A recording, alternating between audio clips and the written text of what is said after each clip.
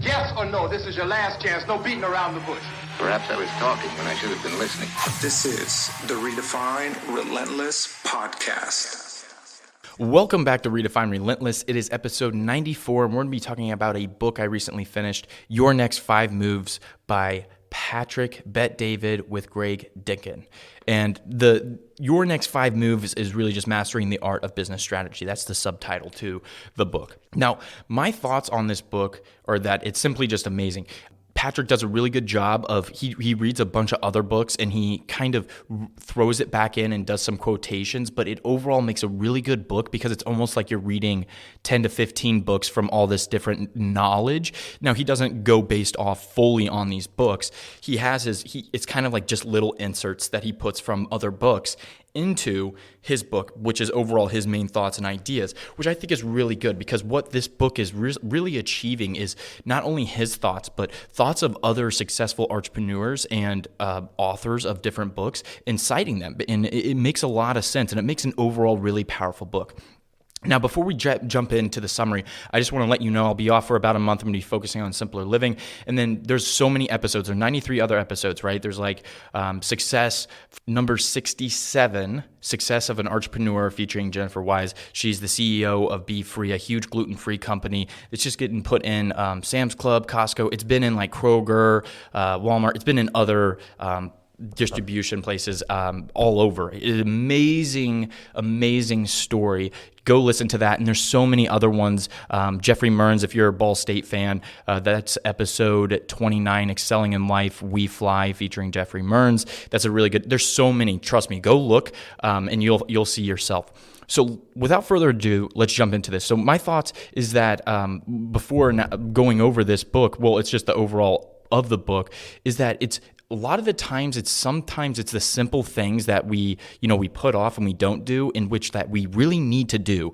And that's a lot of what I think this book is. Sometimes we dig so far into the weeds, we forget the simple stuff or the main objective of certain things. So we have to take a step back and analyze things personally and career-wise to really let the simple things speak volumes and then go into detail into doing that. So let's talk about the 5 moves. We're going to be doing a really quick summary, probably within 2 to 3 minutes, and then I'm going to dive deep into it, giving a more in-depth. Now, I truly believe you got to stay for the in-depth conversation because it's just hitting the surface. You want to dig deep and gain this knowledge. That is my takeaways and from reading this book, my annotations, and I think this is going to be huge for you. So let's jump into the first 5 moves. So the first move is mastering knowing yourself. The second move is master the ability to reason. Number 3, the third move is to master building the right team. The fourth move is master strategy to scale. And the fifth move being master power plays. Okay, let's jump back into just a little bit very quickly with move number 1, master knowing yourself. It's about self-awareness. You gain the power of choice and control over your actions. You gain the power of choice and control over your actions. That's what really self-awareness is. One of the huge important things from mastering knowing yourself, which is move 1, you have to know who you want to be, and you will know the direction as well as why it matters that you need to go. So the first part is knowing who you are and the direction you want to go, and how can you be that person that in which at the end of the road to get there, right? That's a huge part of that move number 1. Now, move 2 is master the ability to reason. It's really quick. No decision is black and white. It's very complex. There's a bunch of variables, and we're going to be talking about and breaking more of that down.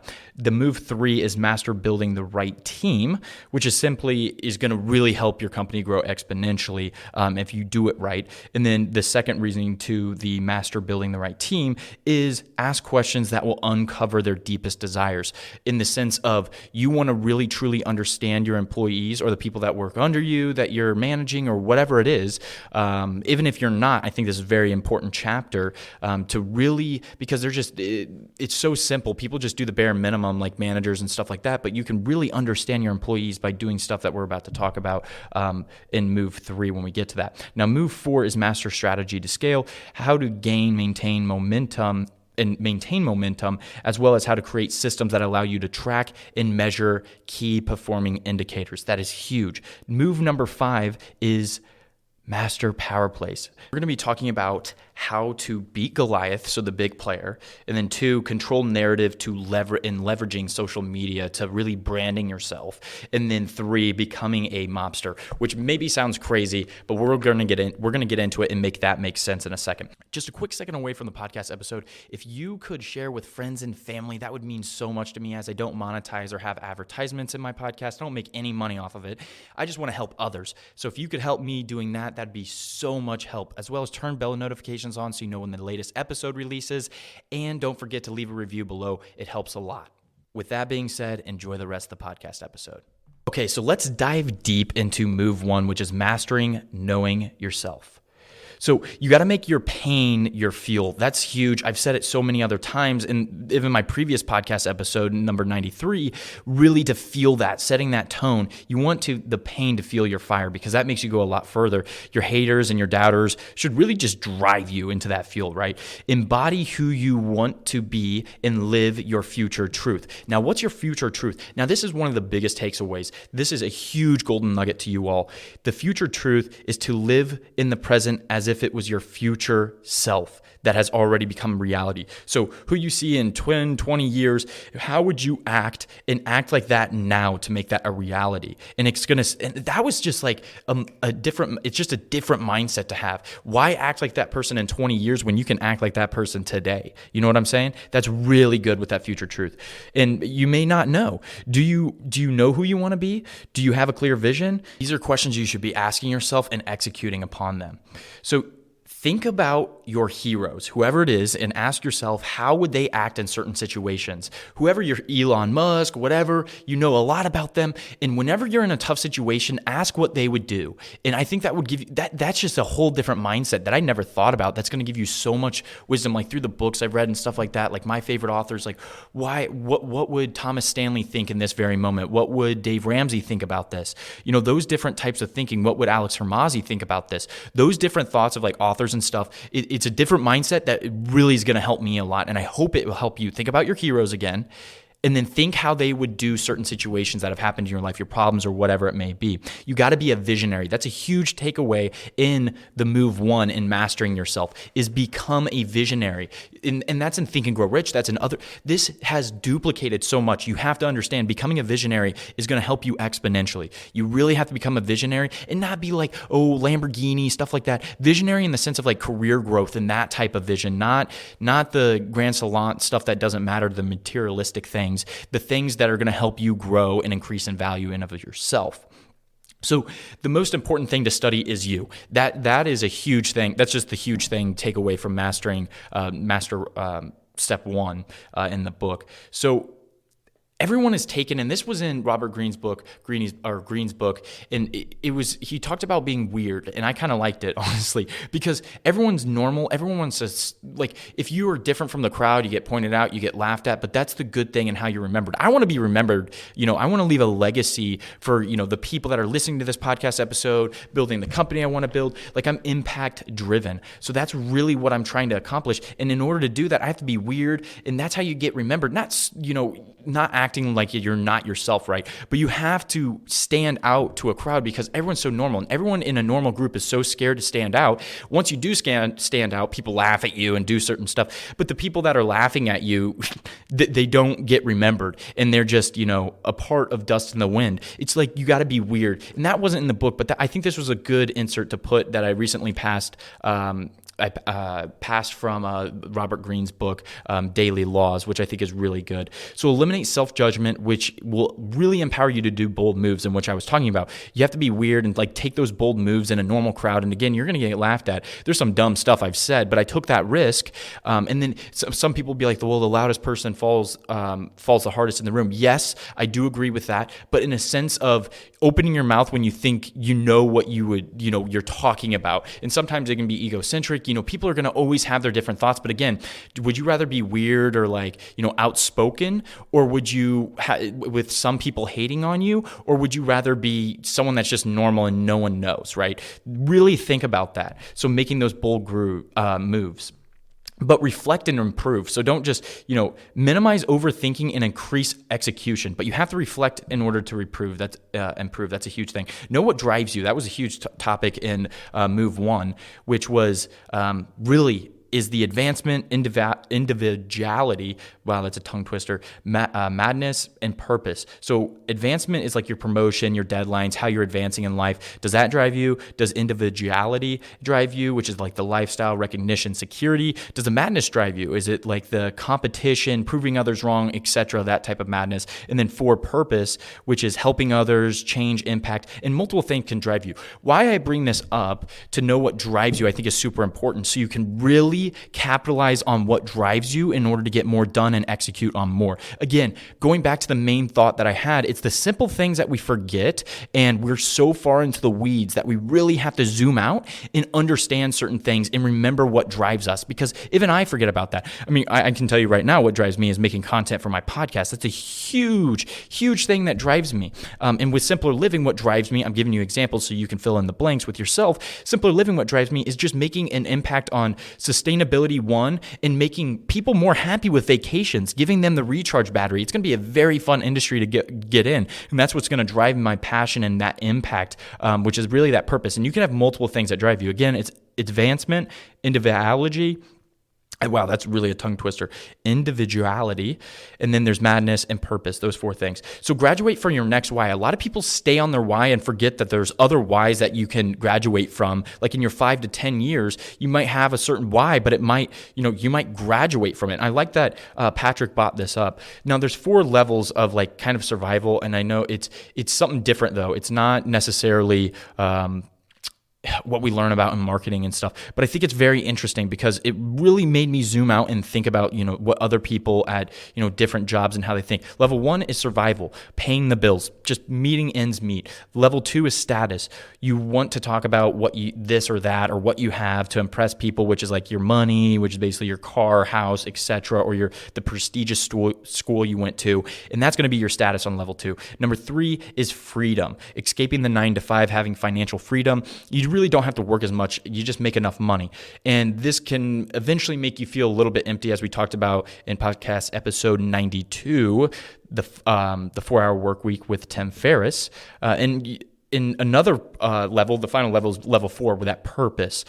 How do you want to be remembered? Again, growing on your weirdness. And then 2, how do you want to make an impact on other people's lives? And 3, it's about realizing why you were put on this earth and pushing the limits to have the greatest version of yourself. That speaks volumes. I love that. But there's the 4 levels of that. And I think that's very interesting. Like, again, to have gratitude, as I've talked about much throughout the podcast episodes, to have gratitude, because a lot of people are stuck on level 1, just making ends meet, level 1. And some people aren't even, there. There's homeless people and, sadly, veterans and, really messed up things have happened in their life. Like, it's very tough to, again, zoom out and realize how blessed you are. I think that's a huge thing that you have to realize in life in order to, that really pumps me and motivates me to keep on going, because like I'm blessed to be where I'm at, being in the United States, being able to go to college and take out loans so I can afford college, all that different stuff. You have to have gratitude for that. No matter at what level you are, there's always someone that's worse than you. I promise you that. You're not number 1 because number 1, like worst person that has it the worst in America, because I guarantee you they don't have access to the internet. They don't have access to this podcast, so they can't even listen to it. So have perspective in that gratitude. So truth. Nobody really gets caught up in distractions like this Netflix, social media, or video games. They choose them to escape reality and avoid the difficulty of working on self-inquiry. Wow. Just on self, really. That really, like when you get caught up, you try to escape this, right? And I think it's taking it head on that's really going to help you and to gain more value. And again, I get it if you're in certain circumstances, you can make excuses, but at the end of the day, we're always trying to grow. This is a growth mindset podcast, right? We're not fixed mindset, we're growth. So that's what I'm really focusing on. But if you are comfortable where you are, no one else should bother you in the world, right? You do you. So be clear on your purpose. Here's side knowledge that I found in the book.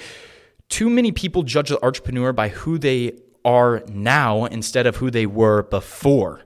Again, thinking to that really focusing on your future self, what you want to become, and be that person today, and to get there a lot quicker. And so rather than judging an entrepreneur by the final product, which a lot of us do, even I do, look at the product in development. I think that's very hard to see. Another episode that I had, number 80, Elon Musk's story, I think that was really good to understand the development of him. And I think that's why that book is really, really, really good. And I think a lot of people should read it to get into the weeds of it. I have 2 episodes out on Elon Musk, and number 80 is the most recent one, which I think is the best, to really listen about the development of how he became who he became instead of looking at the final product of Elon Musk today. Not the final, obviously, he's always getting better. So let's move on to move 2, master the ability to reason. Now, this is a huge part, being in an entrepreneur or an entrepreneur. It doesn't really matter. I really think you have to hone in and master the ability to reason. And that's the hardest thing. I talked about it on Crucial Conversations. This is kind of repeating, but again, it's important to realize the things that repeat, again, by a lot of major authors that are very popular and successful, you should really have your ears up and listening to them, because it's like multiple authors repeat the same thing, but it's for a reason, because all these different things work. And it's to really grain those in your mind, in that growth mindset in which you're going to grow a lot more. So before you say anything in any conversation, process what is happening. I think even I have problems with that, and I still do. I'm not perfect by any means. It's very hard when you're heated, when you have that fuse that's burnt down, and you're just super pissed by something else. Something happened, you got hit, someone hit you today. But a good thing to think about is that I came across that wasn't really necessarily in the book, is think about your bank account. If someone steals a quarter or 50 cents from you, are you really going to let that affect your whole bank account and be like, well, I guess I don't want my bank account anymore? Think about that in the terms of life. Someone for 30 seconds ruins your day, or maybe it's 30 minutes or an hour if you get in a car wreck or something, whatever it may be. Don't let that one thing ruin it. And again, trust me, I know by volumes, it is very hard once you're in that moment. But it's, again, stepping back and analyzing that situation and process what's happening before jumping into it with a heated mind. Again, I still have problems with this, and I'm always trying to improve, but I think that's a huge takeaway. And I try to remind myself in every situation when I have something that pisses me off, whether it be at, personally or career-wise, whatever it may be. Something I learned from panic attacks that I had a lot of the time was a lot of it was due to inaction or just not taking action. I was scared, and I learned that it's okay to be scared, but I had to give it my best. And this is me personally, and I'm mixing it into this book. I'll never forget when I called my mom. It was junior year was starting, and I had a panic attack. I swear to you, I'm not even lying. I thought I was going to die. I thought I was having a heart attack, and I called my mom, and I remember just being... That was an eye-opener, that whole memory of that happening to me. I just remember having a panic attack. I had so much on my mind. I was just scared. I had the entrepreneurship major, which was a pass-or-fail major. Super stressful getting into that my junior year. I was on executive board, historian. I just had so many things running through my head, and I just had a panic attack. I freaked out in my heart. I couldn't go to bed. It was like 3 a.m., and I thought I was going to be okay. It was like 1, and then I just sat in bed and laid, and I thought I could go to sleep. I literally thought I was going to die. And that was an eye-opener to me, but I realized that it was to the point that I wasn't realizing what I can and can't control. And there's so much time we have in a limited part of the day, and I think that's very hard in panic attacks. Again, this is the mastering the ability to reason, and I think panic attacks is something I really want to talk about when capitalizing on this chapter, because it's something that sticks still to me today. I still have panic attacks. I've minimized them so much, though. I don't have them like every other day like I was used to and just freaking out. So I think that's really good. It's again, jumping back and realizing what you can and can't control and execute on the things you can control.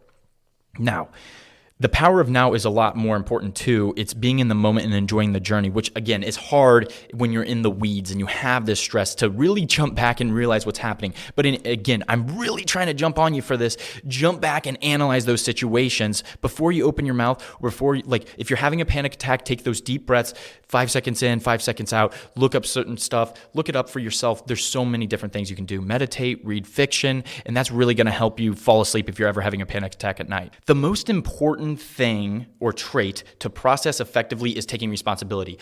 I'm not going to go super in depth with this because I have a podcast episode number 73, Extreme Ownership. You should definitely listen to that. That's one of my I think it's my third most listened to episode. Huge. I think it was an amazing summary. I spent a lot of time summarizing that book, Extreme Ownership, by Jocko Willink, which is a Navy SEAL veteran. and remove they, you, and it. Those are huge words that make blame on others. And again, I'm still getting better and improving with this. I have gotten so much better from reading The Extreme Ownership. You really got to listen to that, number 73. Use I and remove they, you, and it. That's going to be so huge for you. And again, I'm going to leave those episodes that I always, when I refer an episode, I'll leave it down below so you can click it and go to that episode if you want to listen to it. Again, that was 73, Extreme Ownership, that we talked a lot about that. Processing steps to take when someone ticks you off. Now, this is huge. You got to listen up for this one. One, take responsibility for the role and what happened. And the hardest thing is to jump back, and even when it's like really not your fault, to jump back and see, how could I have done better? How could I have done this situation? How my responsibility? And again, we're always going to have excuses why it wasn't us, but you're on that team, whether it been you hired that person, you have to have extreme ownership. And it's so hard, especially when someone ticks you off. Jump back again, take responsibility for the role of what you did, and really understand it, really analyze that situation and how in just every detail, not paralysis analysis by any means, but jump into it and really realize what you could have done better. 2, state specifically what you did to create the problem. 3, channel your frustration into getting better and preventing future problems. A huge takeaway. This is a huge golden nugget. You have to listen up. ITR, this abbreviation. Never heard of it before. I'm relatively familiar. It's kind of similar to some of the other return on investment and certain things like that. ITR is huge in your personal life, though. It's investment, time, return. Investment, how much will it cost or save us? Huge. Time, T.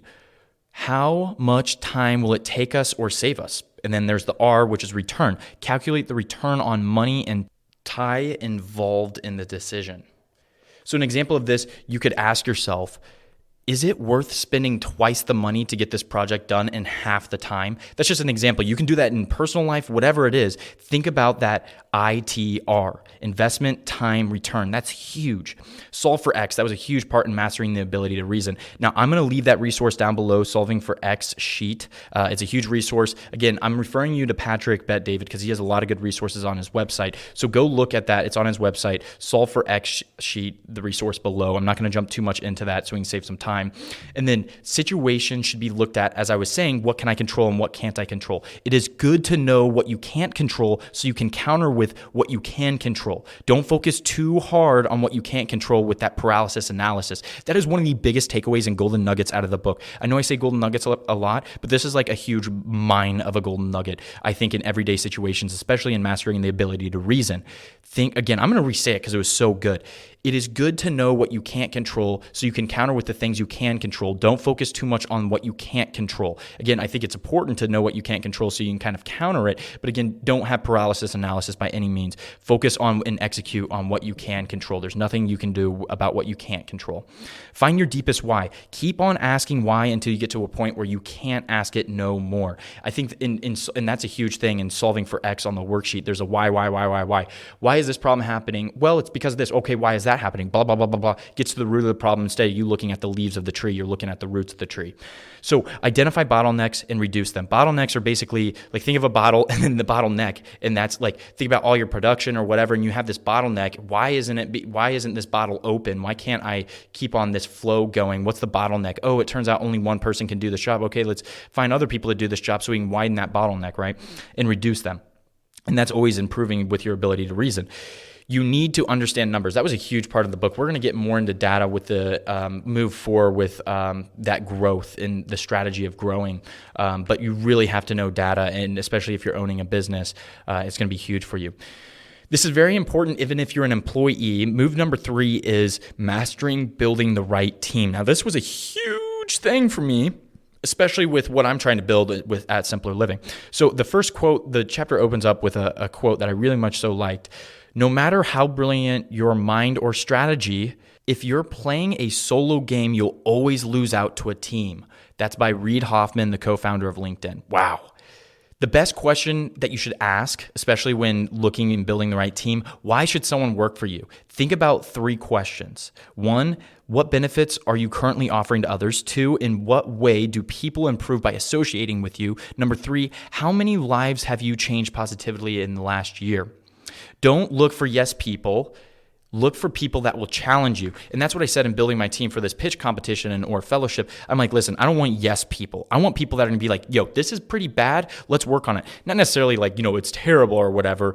You don't want to let those negative, but it's people that are like, okay, this is what we have, but how can we improve it? I love those people, and you should too as well. Especially, it's like, oh, it's more work, blah, blah, blah, blah. Okay, well, you're not passionate about what you're doing or whatever, and I get it. There's tasks that you can't do. Inevitably, you can't have a task at any dream job that you're going to enjoy every single day, but it's on bigger picture, realizing that you have to grow with this growth mindset. You don't want yes people around you because you're just going to plateau. It's going to be the same old people. So show me your friends and I'll show you your future.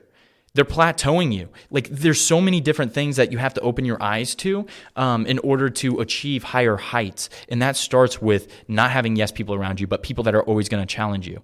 Again, not being negative, but they're going to, that criticism, that really good criticism that's going to help you in that feedback. A huge lesson that you have to absorb is that you have to do your due diligence no matter how trustworthy people seem, because there's snakes in the weeds and in the grass, and it's hard to see them sometimes. So you start by giving a little bit more trust and more trust and more trust, and eventually you give them a lot more trust from what I've learned in this book is talked about. I'm building a team, so I'm learning from that. That's not really a strength of mine, so I'm figuring that out a lot, but I think this book is just helping me so much. A huge bonus to building your team is understanding what are your weaknesses and how can I how can I leverage other strengths to fill my weaknesses. Also, leverage others' perspectives. What perspectives do I not have that someone else can help me with? And sometimes, it's opening your eyes and realizing that you're like, well, I don't need all perspectives. Yes, you try to get as many perspectives as you can so you can tackle it. That's what Abraham Lincoln did. This is outside of the book, by the way. Abraham Lincoln did. He had a very tough cabinet, and they were all diverse in mind and thinking because they ended up coming out with the best ideas out of office. And it makes Abraham Lincoln very much so remembered in the current time and the future. Look at all the presidents that have been forgotten about, right? Abraham Lincoln did a lot of things, and it started with building that right team, which is having diverse mindsets that can allow you to leverage and come out with the best outcome, not having yes people. Huge takeaway. Ears up, because this is going to be a very important part. Do you want to attract the best, the hardest working people to your company? The answer should always be yes. Give them a piece of it. That is such a huge takeaway. And a lot of people actually do that, especially with stocks. Like Apple does it, Microsoft does it, within the bigger job roles. That's why when CEOs go on companies that are outside and that the CEO steps down and someone steps in, they give them equity because they're going to be thinking of the best ways and best things to go about and the best incentives to that company. Once you give that incentive to having a pie of it, because then, it's just logically, it makes sense to do that. You got to grant equity to your team, and it's more than an art than it is a science, really. You have to give what your idea is. Again, huge takeaway is shifting an employee mentality to an ownership mentality. And that's really going to help achieve it when you give people a piece of the pie of your company, especially in equity, whether it be stock or whatever it is. So what you need to recognize in order to retain talent. And again, this is very important for you to listen all the way through. I know you can be like, well, this is for entrepreneurs building team. No, eventually, whenever you manage and stuff like that, this is going to be very important to you. What you must recognize to retain a talent, again, compensate properly for their efforts. Let them participate in the success of the company. You have to have an impact. You have to recognize them in front of others, their peers, because that's huge. You have to give them opportunity to grow within the company, because I see it so much in a lot of companies. They'll say they have growth, and I've seen it so many times, but they really don't have growth, and then you end up sitting there forever. And then some people are like, well, I don't work hard enough and stuff like that. It's like, well, you're not giving them an opportunity to grow. How would you expect them to do more because they've hit the ceiling? They can't grow anymore because and they've waited so long. And that's why I think a lot of people have to have extreme ownership, especially in growth in their company. Just really blows me away with how there's a lot of people that are talented, but they just haven't been given the opportunity. Maybe they think they have, and I'm sure there's always an excuse or something to do, right? So then also judge on clear sets of expectations and give them to them, because you can't move the goalpost constantly and changing it, because That's something I've learned. Again, I'm not an expert in this field. So this is coming from Patrick Bet David, which is a very successful entrepreneur, and he has the #1 podcast for entrepreneurship. So it's very much, and he has a very successful consulting firm and a bunch of businesses. So I really much so, this is very credible information. Again, they got to be judged on a clear set of expectations that are given to them, clear expectations, and don't move the goalpost all the time, because I've seen that before. Goalpost moving is not cool, because it can make it very confusing, and you want to make it as simple as possible, as Extreme Ownership talked about, another podcast episode. A huge takeaway from this is hire slowly and fire quickly. Remove the weeds, they infect the crop. Fire quickly, again, hire slowly, fire quickly. So you got to build principles and follow them, what Patrick talked about. So like what your team stands for, what your team doesn't tolerate, the core values, the mission statement. And the way Patrick sees it is that unless the people are mocking you, you've not repeated your message enough. And my 2 cents to this is so many core values and mission statements, the et cetera of like whatever they're doing a company, but really the company doesn't follow them, or at least the employees don't. So it means that they aren't talked about enough, or the employee doesn't believe in the values or whatever, and they should be restructured as a team instead of just themselves. So that was a blown away. Yeah, think about all the times you've seen core values and the mission statements. And again, there's definitely, I'm not saying they're pointless by any means, but from my perspective and what I've seen in some of the lower jobs, like I just don't see it in through what I've had through a bunch of my different experiences in employment. At the end of the day, it's just really, people don't abide by their core values, or they don't repeat them enough for the employees to be like, blah, blah, blah, blah, blah. I know exactly what it is. So everyone to be on the same page is really important. So remember to do what you say, or your word loses value. Super important. A huge takeaway, golden nugget, have radical transparency. And I was kind of blown away by this. I think it speaks volumes to your employees when you're radically transparent with them. They believe in you. And no one said being radical transparent is easy. No one ever said being direct is really comfortable either. There's easy choices and there's going to be effective choices. Don't put Band-Aids on it if you don't have to. Fix the problem long term. That was another takeaway with Band-Aids. A lot of people have Band-Aid fixes. Again, you have to leverage with opportunity costs, so I can understand that like Band-Aid fixes and it's not as big as you think and you have to go on. Completely understand that, but a lot of people just put Band-Aid fixes on it so they can do other things that maybe aren't as important. So definitely think about that with the Band-Aid and think of long-term fixes so you don't have to keep on coming back. So a huge takeaway from this part is that smart compensation plans and incentives trips only go so far, but they are really helpful. Don't get me wrong. When you touch people's hearts, they will move mountains for you. And you touch their hearts, you have to take time to understand them and know their deepest beliefs and desires. You have to ask them deep questions in order to understand this person. You really have to dig in order to get that person and understand it. Learn each individual through the love languages by taking love language quizzes. Now, I know that's going to be hard. And some people are like, what the hell? Love language? And again, you have to be different in order to be different from the rest, right? I mean, it's pretty obvious. Again, stepping back and realizing wide scope because it's so easy to get into the weeds and forget a lot of the hierarchy, bigger things in a company. Really understanding their love languages. And again, I thought this was kind of ridiculous, but as I read more into it, I was like, you know what? That actually does make a lot of sense. You need to stop asking what motivates people and instead ask what motivates that person, because people are different from a single individual. Again, a lot of people look at it from a group incentive-wise when you don't look at it from a person incentive-wise. And there's always going to be excuses, but that's going to be super effective. So questions to ask to each individual to really understand what makes them tick is like, number one, what makes them tick? 2, how does this person want to be loved? 3, what makes this person feel appreciated? 4, what's the most effective way to show that I care? 5, what action will be best landed on for this person? So like in any situation, how will this land? I got to be quiet. I got to pull them to the side, or I got to do it in front of people. Whatever it may be, understand what's the best way to talk to this person. And you have to study that yourself. So let's go really quick through the 9 love languages of an entrepreneur. Number 1, we need you. Number 2, recognition. 3, praise, private, public. So that's going to be private, public, and behind their back is really good praise as well. If you're thinking about it, like Jimmy or Susie, they've been doing an amazing job. You tell the manager this, and the manager tells Jimmy or Susie, and they're like, wait, what? Boss man thought that of me? Like, especially when you're higher up in management, or if you're on the team with someone and, kind of telling it behind their back and telling it to someone, there's data that shows that that's way more effective than just like telling them personally, because they're like, whoa, wait, they told you in private that I'm a good person? What? You know what I mean? Like, we all have that feeling. I'm sure that's happened to you. And if not, it's an amazing feeling, and you should definitely do that to people more often and kind of like talk behind their back positively. That's huge. Number 4, clear direction. 5, vision. 6, dreams. Again, this is love languages for an entrepreneur.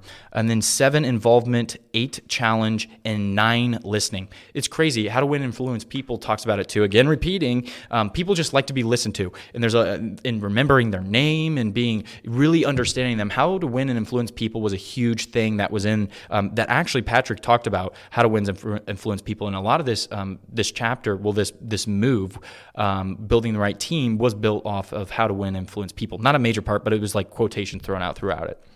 Understand their love language and what makes them tick, and show them that you really care. That's going to be huge. Okay, move 4. Let's keep on moving. Master strategy to scale.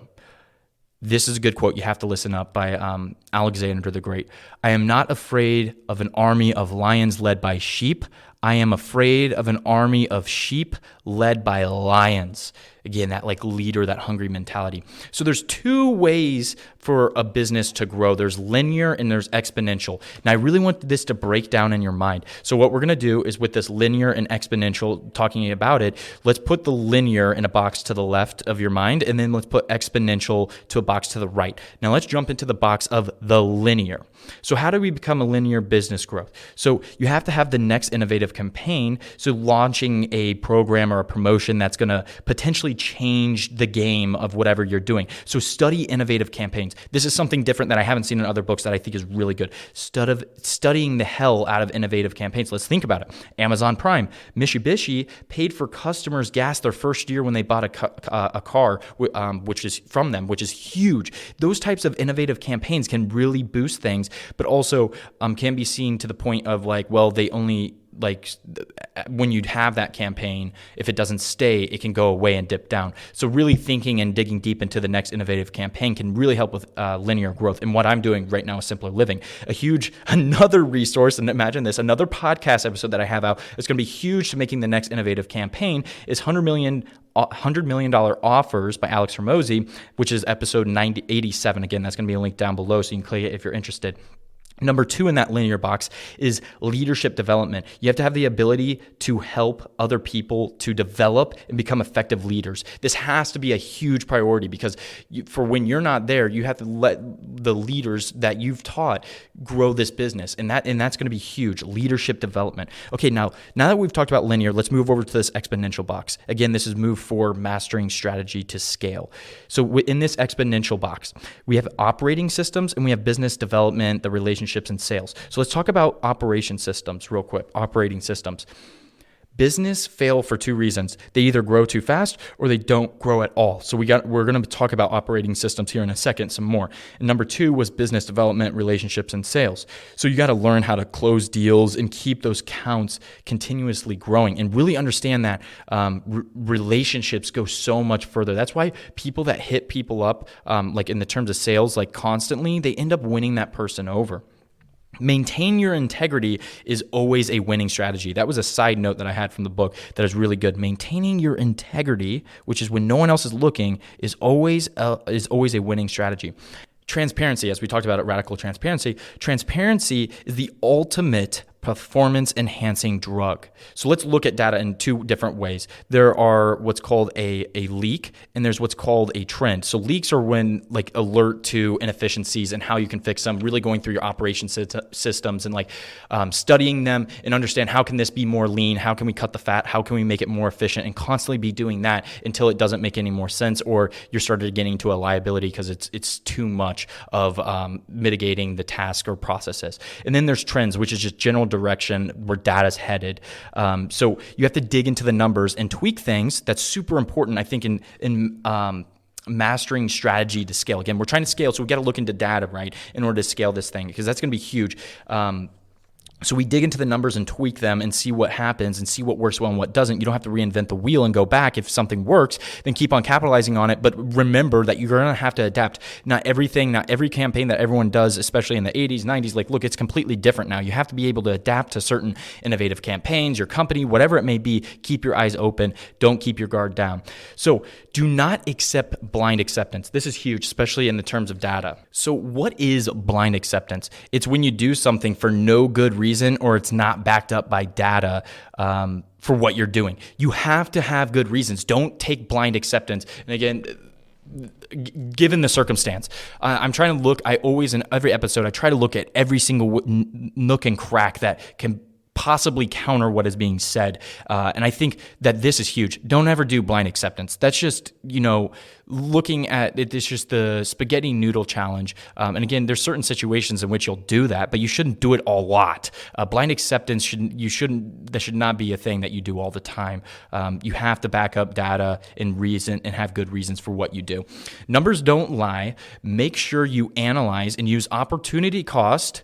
So don't get analysis paralysis or paralysis by analysis, and leverage opportunity cost outweighing which one's going to work better between those two decisions. So example, my podcast, I learned that having the people that hit me up to be on my podcast episode are always not only trying to promote something that's deep into the podcast industry. When someone hits you up, they're always trying to sell something. I promise you. People just don't want to be on a podcast episode very rarely. I've never really had that. It's always the people I ask to come on the podcast episode in which they end up being an amazing guest, and they're for the most part, they're branding themselves, of course, and stuff like this, but they're always looking how to help the audience, and usually good karma comes back around. But what I found from the people that hit me up from email and certain stuff like that, I want to be on my podcast, and I've done like 5 of them, they're always trying to sell something, and it's just kind of, and they're good and they're knowledgeable and stuff like that, but it's not good. The data's never good because they never post anything. They just want to get, and I've seen that in a give, when I give, and I learned that I'm stopping because I learned that from the data. Again, it's the guests that always ask to come on that usually have that. Not all, but majority. I would say like 90%. They're always trying to promote something. When I learned doing book summaries from the data, analyzing it, that you guys like a lot of the book summaries. A lot of people listen to them. Those are my most listened to episodes, actually. Minus Julia Christ's episode, which is another banger of an episode. In the life of an influencer, Julia Christ has like 425,000 subscribers on YouTube, and we talk about her journey. And that was episode number 12. Another really good episode that I'll leave down below. But data shows, right? So I learned that book is really my niche and what people like the people, you like listening to it after analyzing the data. So find the KPIs, which are your key performing indicators. Those are the measures in your industries. Figure them out, study them, and then for me, it's like leads, retention, and reviews on Simpler Living, like my tiny home vacation rentals. I'm always trying to, those leads, like getting people to fill the occupancy rate, the retention, am I having repetitive customers come back? And my reviews, are people having a good time? How can I get that feedback and make it even better? A really good reason to implement, again, KPIs are so important. That's such a golden nugget in business. You have to know that what drives that and understand to capitalize on and how to make those better. Depending on, not everything is, when things increase, they're not always better in the sense, your costs, your expenses increase. That's not a good thing. So KPIs though, you definitely want to understand that for your industry and learn how to capitalize on that. So a reason to implement systems is what is measured can be scaled and improved. That's so huge. What gets measured and scaled gets improved. Huge takeaway. You have to measure things. And I've been doing that a lot in my data analytics, like the job that I've been doing. Again, you don't want to have analysis by paralysis. Or paralysis by analysis. But you want to measure things, and it tends to work a lot better when you do that. You need to document how the systems flow and document every step, and learn how you can be better and better at each step in whatever systems that you have in the operating systems. Stay paranoid. The Grand Master never lets his guard down. Did you know 89% of the original Fortune 500 companies have either gone bankrupt or fallen off the list? Some have been acquired, of course. by other bigger companies. But think about that again. 89% of the Fortune 500 companies, the original, have either gone bankrupt or fallen off. Again, stay paranoid. The Grandmaster never lets his guard down. Stay centered despite uncertainty. Love Murphy's Law. What are the worst events that can happen from a result of this action? And Patrick gave a really good example. He meets with his team and he talks about what they should anticipate and how they can prevent things that can potentially happen wrong. Again, staying paranoid, the Grandmaster never lets his guard down.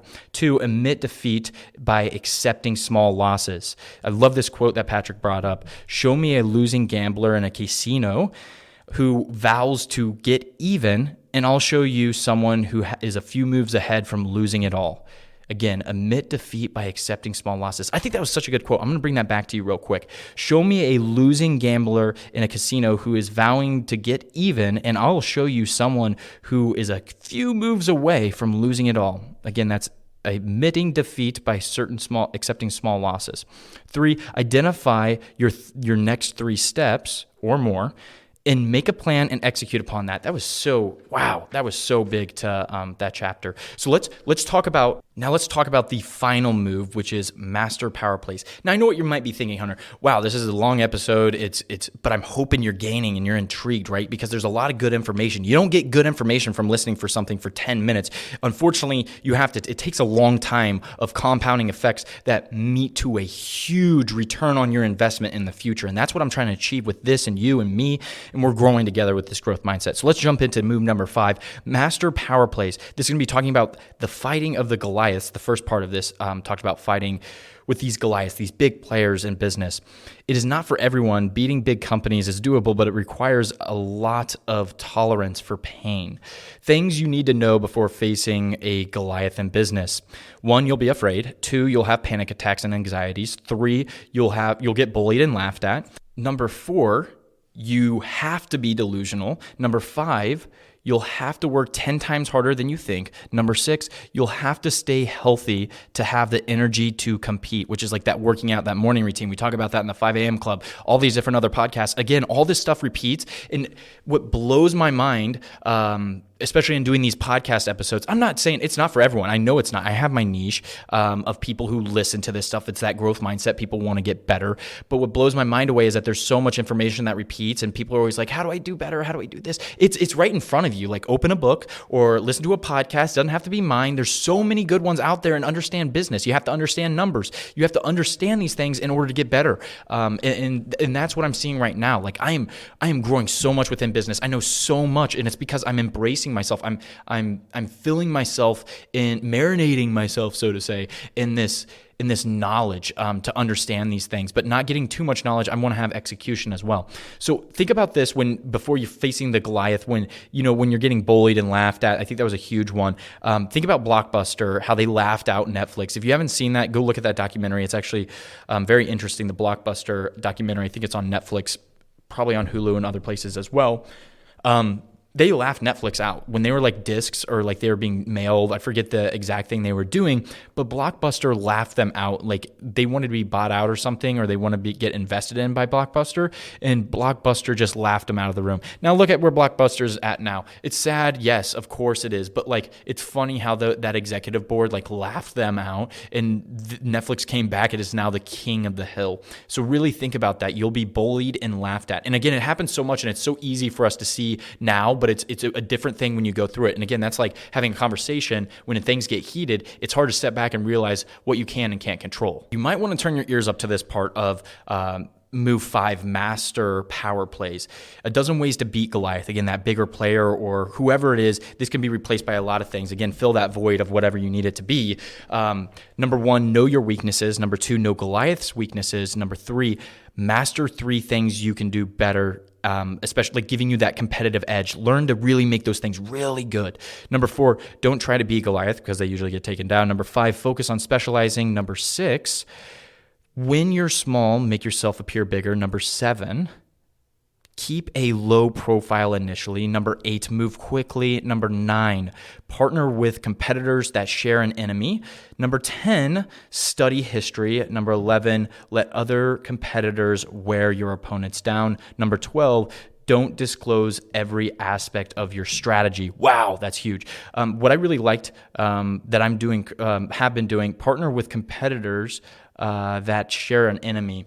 Not really competitors, but Blue Ocean talks about that as well. I'll eventually have that podcast episode, Blue Ocean. It's an amazing business book to create blue oceans and not be in red oceans, which is just competition heavy areas. I think that's a huge one. Number 9, partner with competitors that share an enemy to make it really good and have that circle is huge. Control the narrative. That was a huge thing we talked about in the very beginning when I was summarizing move 5 for the first 3 minutes. Master power plays, which is controlling that narrative. It's very important to realize social media really helps with branding. Although I'm not a fan of being on it, I really am not. I know my strengths and weaknesses. Marketing and designing is not one of my strengths. It's definitely a weakness, and I'm not that good at it. Maybe that's why my podcast isn't blown up exponentially. I'm just, I know my strengths and weaknesses, and I'm not going to try to focus on my weaknesses. I can focus on my strengths. What I'm really good about doing is summarizing books and getting guests on and communicating and talking to people. I think is a really good strength. So let's talk about how to brand yourself. Have a personality. Again, what I talked about, everyone's taken. Robert Greene talks about it a lot, being weird. He wrote the 48 Laws of Power, and people are like, it's satanic. It's it's all these different things, but it was weird. It was him, and he's always remembered for that. He'll always be remembered for that, being weird and being himself and writing the books the way he wants to. And it's very interesting. And even this book talked about it. Patrick talked about it in this book, The 48 Laws of Power. And again, it's power, but it's how can you counter that power? That's a really big part of what I think people missed in that book is oh, wow, this is not good, spying on your competitor, whatever. How to counter it is knowing what can happen and how can you counter against it, I think is super huge. But again, have a personality. And we talked about that, being weird, being yourself, but not being someone you're not, right? Be bold, be engaging, and trumpet yourself when you're right. I've done that before on the podcast. I've been look, guys, I told you this 20 episodes in a row. This stuff repeats. You should probably do this. I do that a lot, right? Because it repeats and it repeats and it repeats, and it gets an engaging audience that builds credibility. It's wow, this person, knows what they're talking about in one way or shape or form. Maybe he's not right. He or she isn't right all the time, but, and then poke fun at yourself when you're wrong. Again, I poke self at I was just doing that. It's funny. I do this stuff. I said on my Instagram, and again, if you don't follow my Instagram, go check it out. A lot of motivation, a lot of updates. It's really just going to be helping yourself, and you can follow all the people I follow, so it can really fulfill, really make your feed and shift your feed into being more positive, not empty information that you don't need. Again, poking fun at yourself when you're wrong, I think is really huge, and I do it myself. Because it really shows that I'm not always right. I was I didn't pronounce words. I stutter a bit. I'm not perfect, right? Turn the noise off and cut the fat. Number 92 episode, the 4-Hour Workweek, talks about the 80-20 rule, which accounts for 80% of your outputs account for 20% of your inputs. Maybe it's not a perfect equation. Of course, different situations get filled in, right? But again, it's 80% of your results come from 20% of your time and efforts.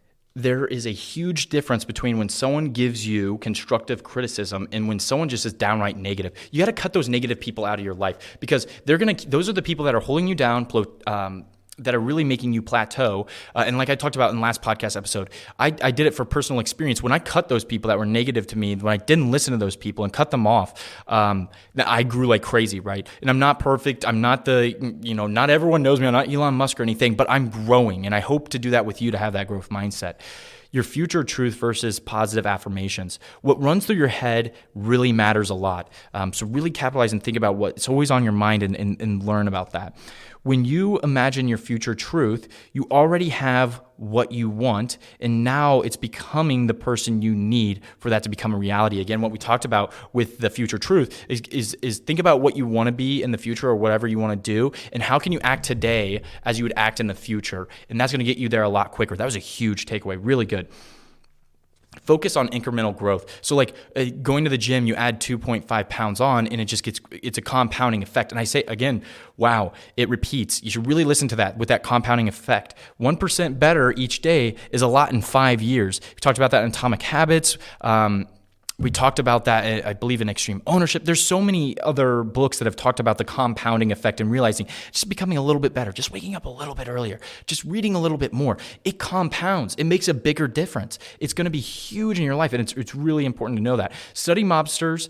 How to sell, negotiate, and influence. Now, I'm not going to talk about this too much. We talked about it in the beginning, and I was like, I'll summarize it, and it'll make a little bit more sense. So I'm going to do that. So make an offer they can't refuse. Again, this goes to another episode that I talked about, episode $100 Million Offers by Alex Hormozi, which is episode 87. Make an offer so good they feel dumb saying no. That's what mobsters do. They really make an offer that you really can't refuse, whether it be holding the gun to you or whatever. But he really talks about mobsters to the fact of like, listen, he's not trying to like be like the crime's good, all that's terrible. What he's saying is studying what these people do like in business and how to capitalize on what they did really well. That was like, ethical and stuff, not just the terrible things that they did. Mobsters, I'm not saying are, the best people or they aren't good, that they're good, I mean. But what we're saying is take a step back and study them from a perspective of business is a really good opportunity for you to grow.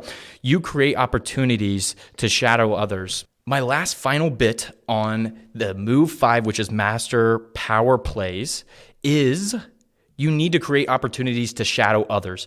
Anyone you want to be, learn from them.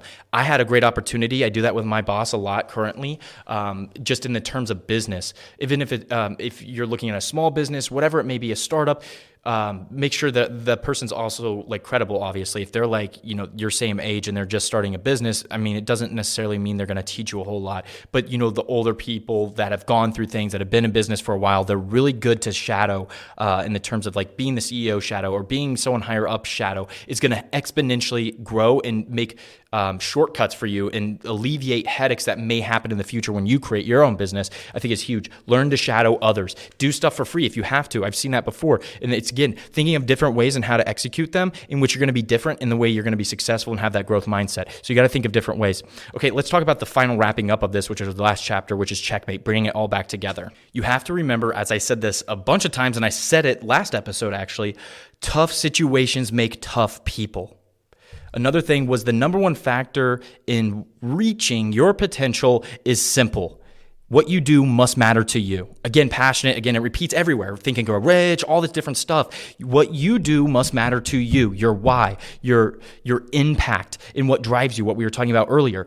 What drives you? It has to matter to you, because if it doesn't matter, if it doesn't matter to you, you're not going to be able to do much with it. And plus, you're just going to be miserable and hate what you do. So you have to be passionate and it has to matter to you. Another thing was seek to beat your prior best in all areas. That's how you get better. A lot of people envy other people. You really shouldn't do that at all.